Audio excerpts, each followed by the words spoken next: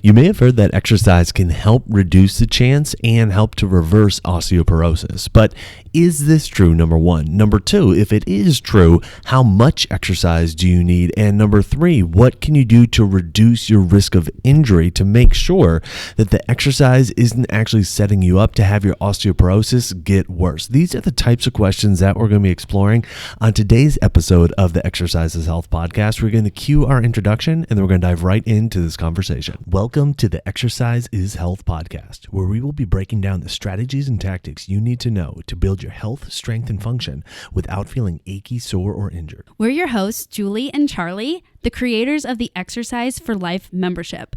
Your podcast starts now.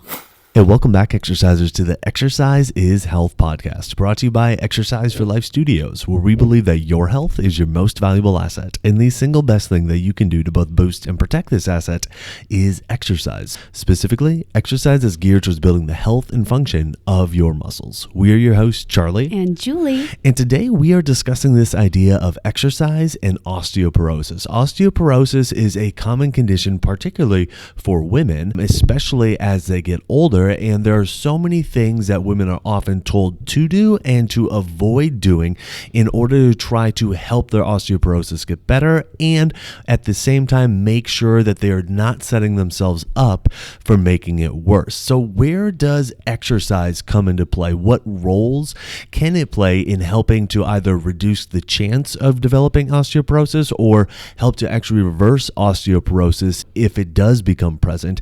And how do you make sure you're going about exercising in a way that doesn't leave you injured, especially if you are feeling like your bones are starting to lose their density, which is the primary characteristic of osteoporosis. So actually, I'm going to be asking Julie questions about this because Julie, I know this is something that you have been spending a lot of time looking into as of recent, so I'm really interested to hear your thoughts about it today.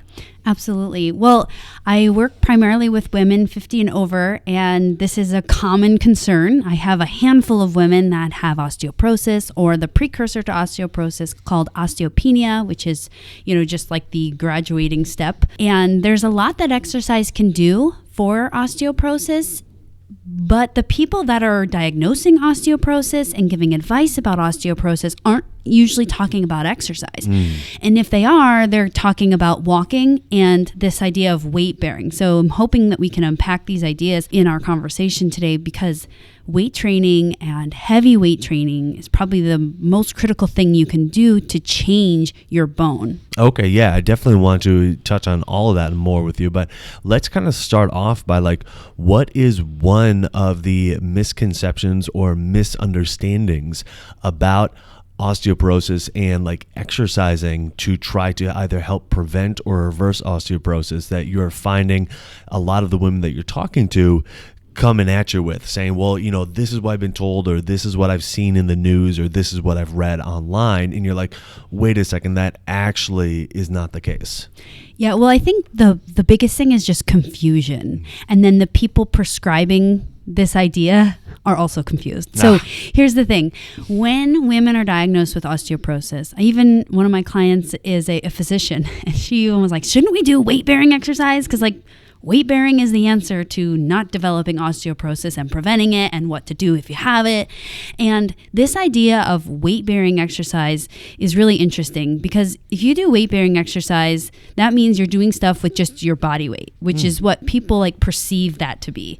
And then because that's very approachable, that is what's generally prescribed. Hey, you should do some stuff with weight bearing because if you go to the doctor and they're like, hey, you need to go do CrossFit and you don't think you're a CrossFitter, that would be terrible advice because the doctor would be like, well, this person's not even going to do what I tell them. But if I go tell them to walk and weight bear, well, then maybe they might do something that I tell them, right? So the problem is that we've labeled weight bearing exercise as the thing we should do if we have osteoporosis. And while part of that is true, it is not the whole truth.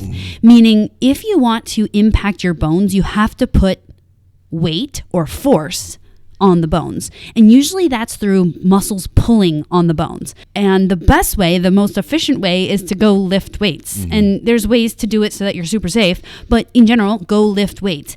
And I think because lifting weights can be very intimidating for a lot of women, then we turn that conversation into weight bearing. So then it's things like, hey, well, I'll walk. And that's kind of weight bearing. Maybe walking is better than biking because it's weight bearing. Or, don't swim because that's not weight bearing. You should dance because that's weight bearing. Like literally, if you ask Google, what should I do if I have osteoporosis? And this is what a handful of my clients with osteoporosis have told me that their doctors have said is we should walk or dance or do other weight bearing exercises, maybe some squats. And it's very not productive information. Well, and just think about this for a second. It's like, if you're saying, okay, well, weight bearing is simply just doing stuff with your body weight. It's like, okay, what's the difference between me going for a walk and me just being alive for 24 hours a day, carrying my body weight around? Like what's the magic of the walk that they're saying, oh, okay, well, now you're doing weight bearing activity. It's like, okay, but when I walked up my stairs to put my laundry away, wasn't that weight bearing activity? Or, right. When I was just around my house or, just doing anything, literally just being alive, standing, then isn't that like weight bearing? So why would it? And so I, in agreement with you, when you just stop and think about it for a second, and saying, well, we want you doing weight bearing activity like walking, and you're like, how is that going to actually be any different for my bones, for my structure, than if I'm just like doing nothing but standing? Right. And so then we start to get into a little bit of the discussion, I would imagine, of, okay, well, it's the muscles pulling on the bones and everything like that.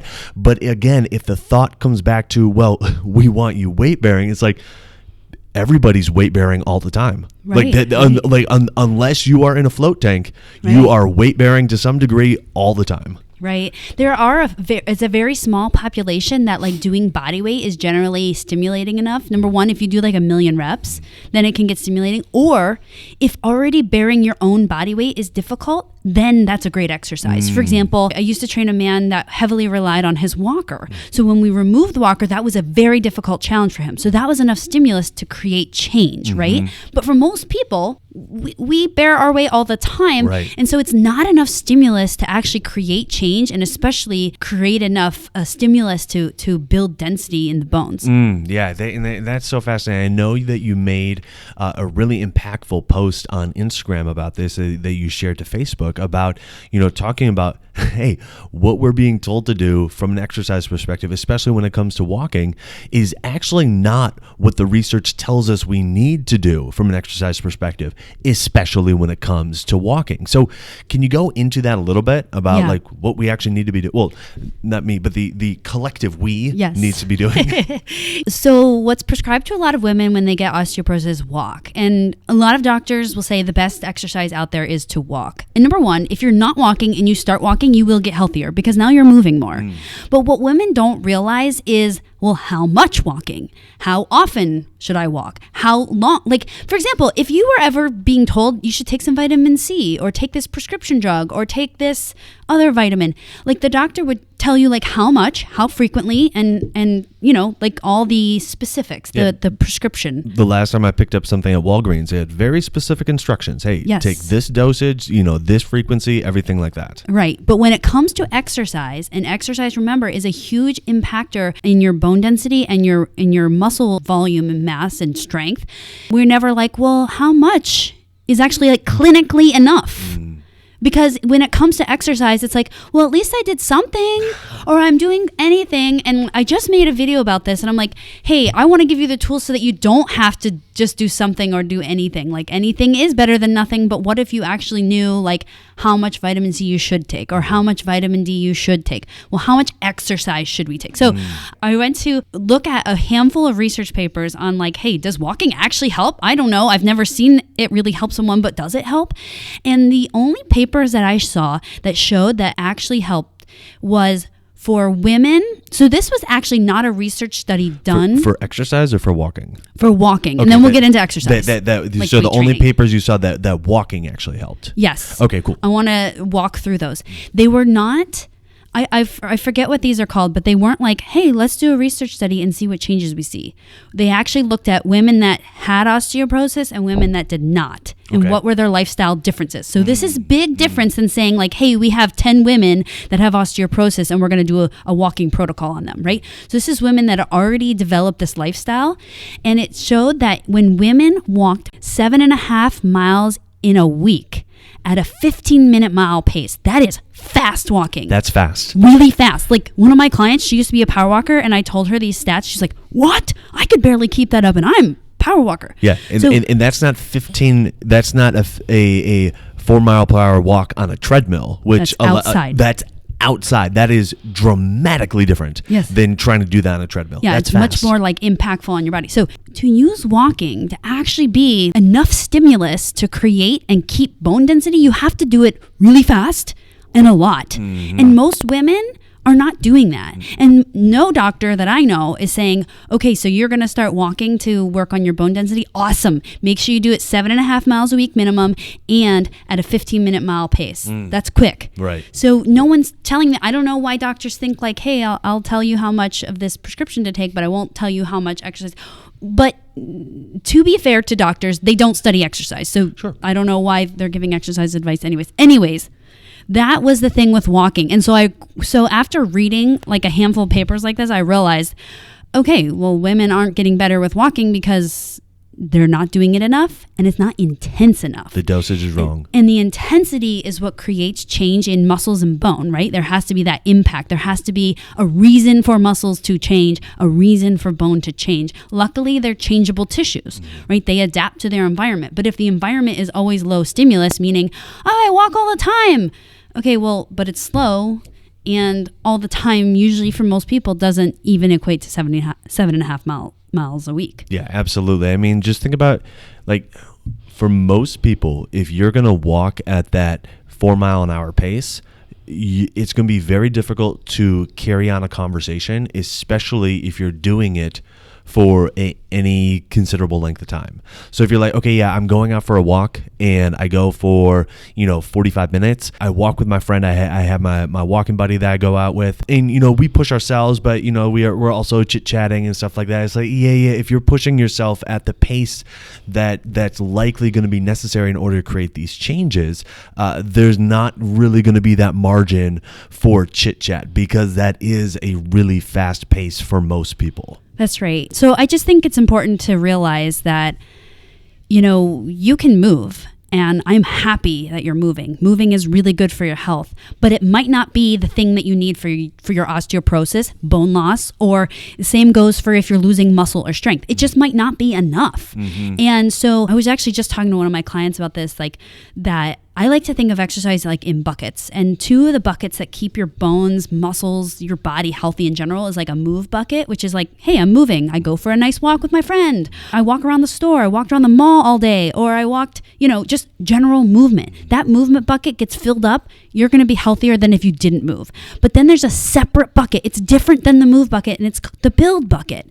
And the build bucket is where you need to add the more intense stimulus. So that would be like when you're out power walking, when you're out for a jog, you're pushing yourself, when you're weight training.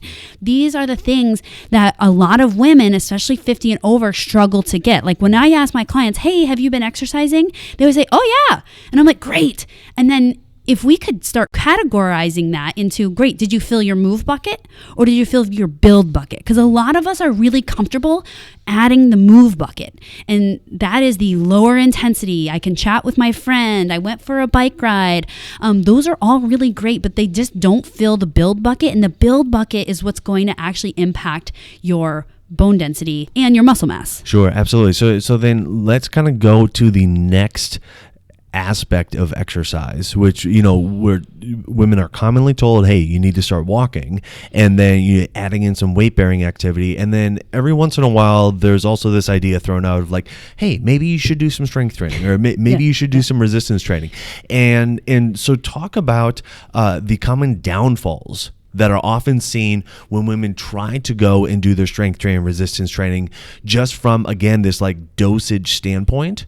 Mm-hmm. Of what we are led to believe needs to be done versus what the science actually shows needs to be done? Yeah, great question. Well, first of all, I do want to say this. If you're seeing someone that's not a fitness person or an exercise person or someone that's going to be there like, hey, let me guide you through this, it's understandable why they rarely talk about weight training. Because if I told you, let's say you've never exercised, and I said, hey, Charlie, I want you to go for a walk 3 times a week. You're like, well, I know I walk from here to my mailbox. I know I walk when I go to the grocery store. Oh yeah, I could go outside and walk. Like that seems approachable. But if you have never exercised, you've never been to the gym, you never owned weights, you've never seen a workout video, and I say, okay, now you need to start strength training 3 times a week. That's like a big ask. You know, there's like, whoa, okay, like, do I know the right form? Do I know the right moves? Do I know like how to stay safe? Do I know like which ones to be careful of? There is a lot of details in that. So I get it of why like a lot of non-fitness professionals that don't have the tools or the time or the prepared stuff to like say like, I want you to weight train and this is how to do it. This is the frequency. They just don't usually bring it up, or they do bring it up and then it's like, no one does it because of all of the things I just said. So anyways, again, when it comes to exercise, I looked at a handful of research papers, and the big thing it came down to, just like the walking, is that it has to be intense. Okay? Now, there are ways to make sure that intense also can lead to being safe. But when it comes to intensity, there seems to be a need to have the intense stimulus at least twice a week. And when the stimulus was less than twice a week, the results were significantly less than not. And so much so that even in one of the conclusions of the papers I read, they said, so any osteoporosis weight training program needs to recommend 3 days a week so that when there's holidays, when they literally said this, when there's holidays or birthdays or reasons you have to take off or you're sick, you're still getting in twice. So that shows you how much it was important that there's regular stimulus, right? Like you would never think, oh, well, once a week I eat a salad and that's all the nutrition I need. Well, no, you have to repeat it. So then the question becomes that no one asks is like, well, how often do I have to repeat this challenge, this stimulus from my weight training to actually signal to my body, build muscle, build bone? And I keep bringing them up together because it's the yanking of the muscles on the bone that create the change. That is the most direct impact on the bone.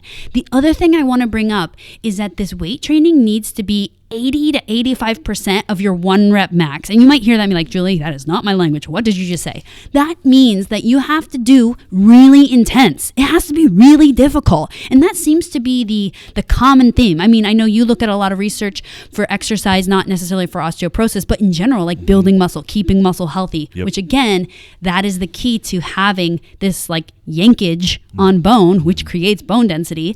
But this exercise needs to be done intensely, which leads us to saying, okay, well, how do I do it intense? How do I do it repeatable so that it's also safe? Because you can't just do it intense one day and think that this is going to create, the changes that you're looking for. It has to be repeatable. Yeah. So let me just recap that real quick, because what you're saying is you need to be doing your strength training at least twice a week.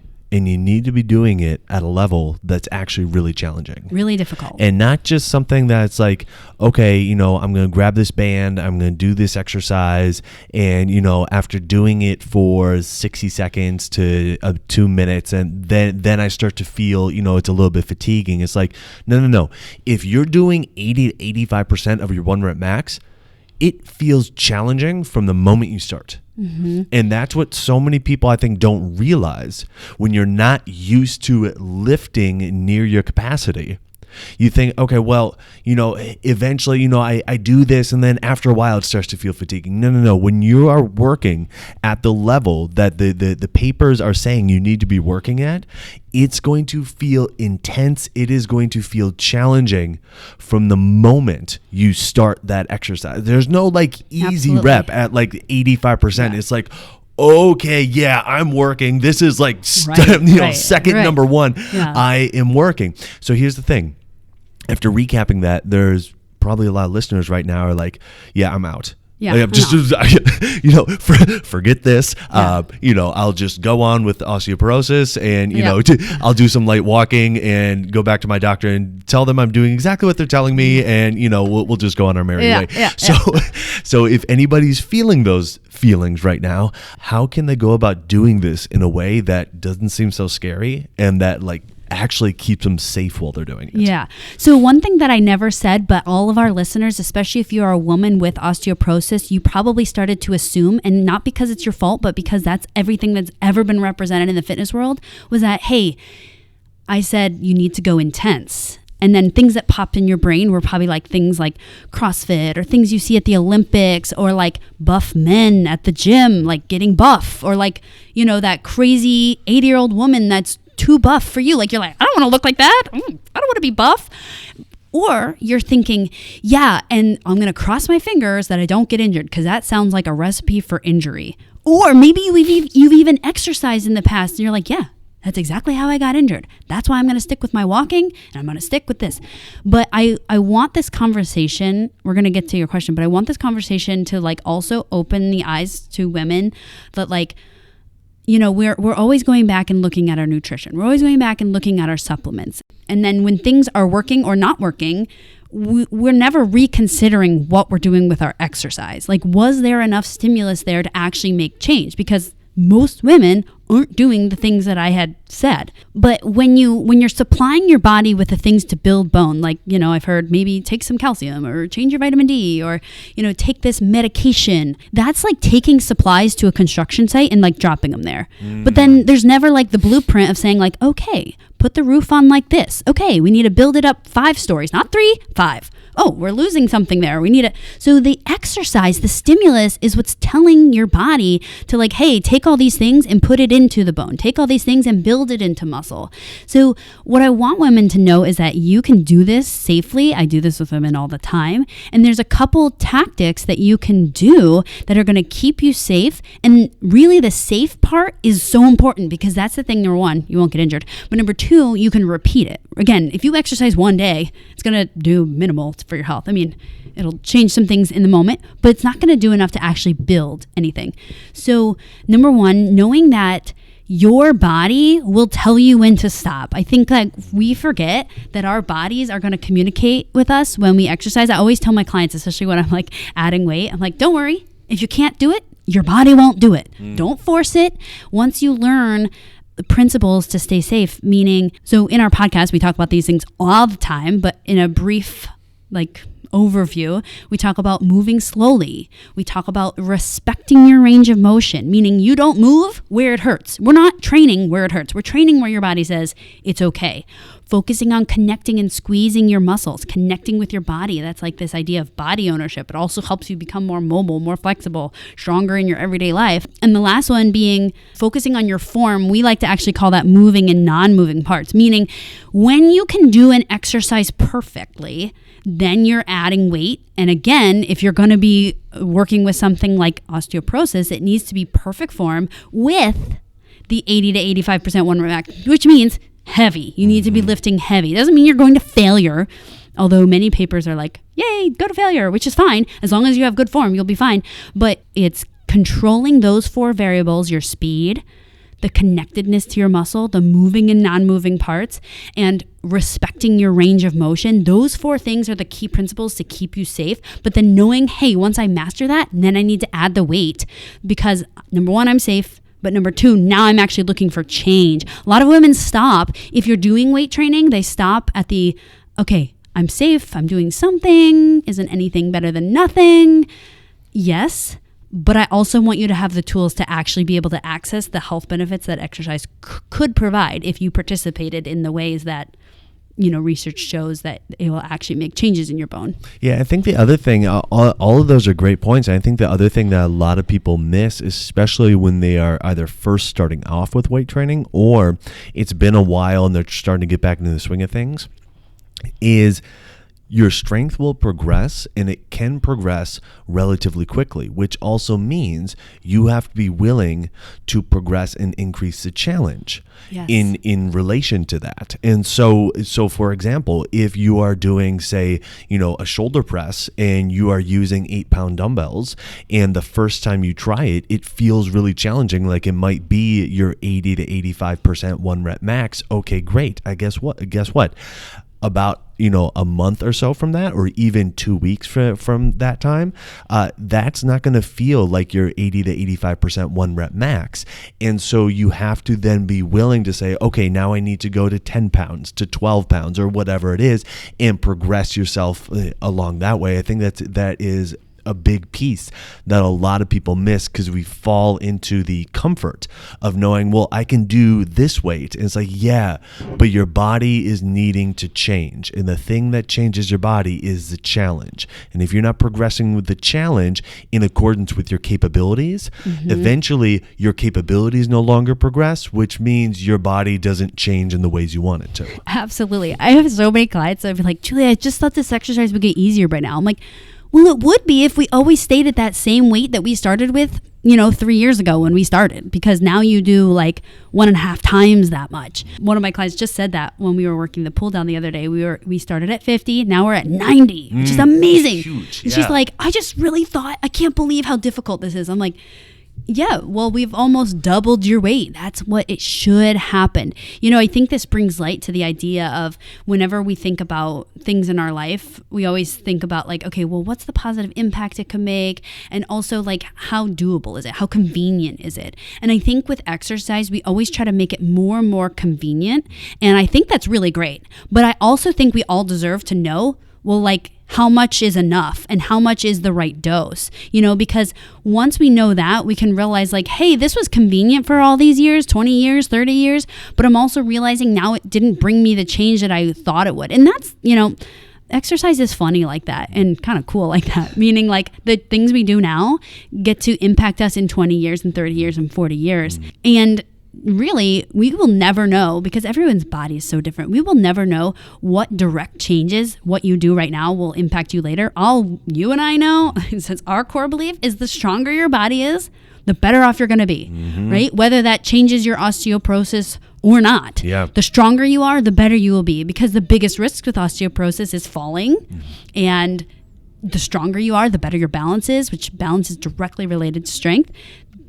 The less you're going to fall. And that's a big deal too. So just always knowing like, hey, I can do what's convenient, but I also should know what is the dosage that I need to actually make an impact on my health and my specific health concerns you might be facing right now. Absolutely. And it's not just us that's preaching that message. I mean, maybe, 5 years ago when we started this podcast, we were one of the few voices really advocating for, muscle and everything like that as part of your overall health and longevity. But I mean, it's hard to find, a naturopathic doctor or, an influential doctor on Instagram or YouTube or wherever that really isn't hammering home the idea of you need to have muscle on your body. You need to have muscle that's functioning well. You need to have muscle for, strength and everything like that as the organ of longevity. And, I've heard it just so many praises sung towards muscle. So I know like it used to be a little bit like, oh, like, what are Julie and Charlie talking about? Like they're kind of weird about that, but